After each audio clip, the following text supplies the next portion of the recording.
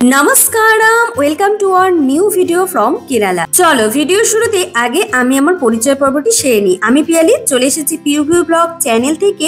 আমাদের বাহনে চেপে 3 রাত 4 দিন জার্নি করে আমরা এসে পৌঁছেছি আমাদের স্বপ্নের গন্তব্য অর্থাৎ কেরালাতে। আমাদের এবারের গন্তব্যের প্রথম রাত্রি যাপন শ্রীজা মিস্টে, আথিরাপল্লীতে শ্রীজা মিস্টে আজকে আমাদের প্রথম রাত্রি যাপন। আর আমরা ভীষণই এক্সাইটেড ছিলাম। এখানে কাল সকালে দেখতে চলেছি দক্ষিণ ভারতের নায়াগ্রা জলপ্রপাত। তো বুঝতেই পারছো ভেতরে ভেতরে কতটা এক্সাইটেড ছিলাম। ভিডিও শুরুটা একটু অন্যরকমের হয়েছিল, তার কারণ আমাদের অভ্যর্থনা জানানো হয়েছিল ঠিক এইভাবেই নমস্কারম বলে, যেটা আমাদের ভীষণ ভালো লেগেছে। এখন শ্রীজা মিস্টের একদম ওপরে চলে এসেছি।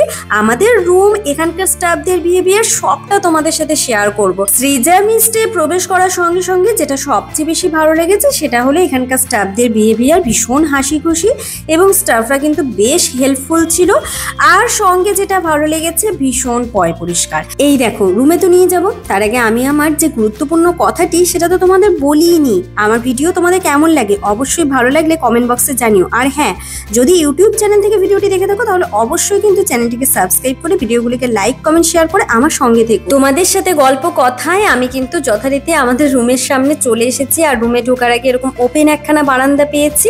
আর ওইদিকে দেখো আমাদের বাহনকে যথাস্থানে রাখার ব্যবস্থা চলছে। আর এই বারান্দাটা দেখে আমরা সকলেই কিন্তু বেশ খুশি। এখন কিন্তু আমরা রুমে এসে পৌঁছেছি। রুমে দেখো একদম প্রয়োজনীয় যাবতীয় যা কিছু জিনিসপত্র সবটাই রয়েছে, অত আমি আর ডিটেলসে বলছি না। আর এই জানলাটা দিয়েও কিন্তু খুব সুন্দর একটা ভিউ আছে, যেটা রাতে আমি তোমাদের খুব ভালোভাবে আমি দেখাতে পারছি না, দিনে চেষ্টা করব অবশ্যই।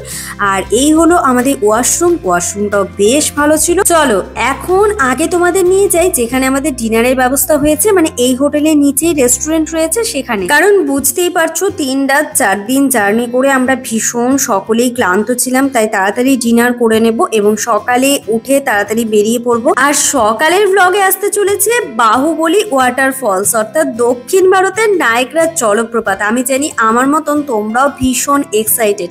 এখন তোমাদের সাথে ছোট্ট করে শেয়ার করব ডিনারটা কি দিয়ে আমরা সেরে নিচ্ছি। ডিনার সেরেছি গরম গরম রুটি এবং এখানে চানার একটা কোনো আইটেম আছে।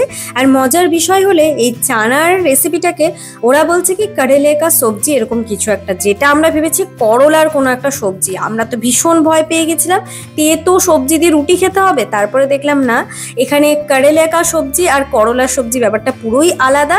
আর ডিনার করে একটু হাঁটাহাঁটি করে আমরা এখন রুমের দিকে এগিয়ে যাচ্ছি। আসলে কি বলতো, রাতে এসে এখানে ওয়েদারটা এত ভালো পেয়েছি যে খাওয়া দাওয়ার পরে বাইরে যখন হাঁটাহাঁটি করছিলাম রুমে তো ভেতরে যেতে ইচ্ছে করছিল না, কিন্তু আজ রাতে তাড়াতাড়ি ডিনার করেছি কারণ তাড়াতাড়ি ঘুমাতে হবে। কাল সকাল সকাল নতুন একটি ব্লগে তোমাদের সঙ্গে দেখা হচ্ছে।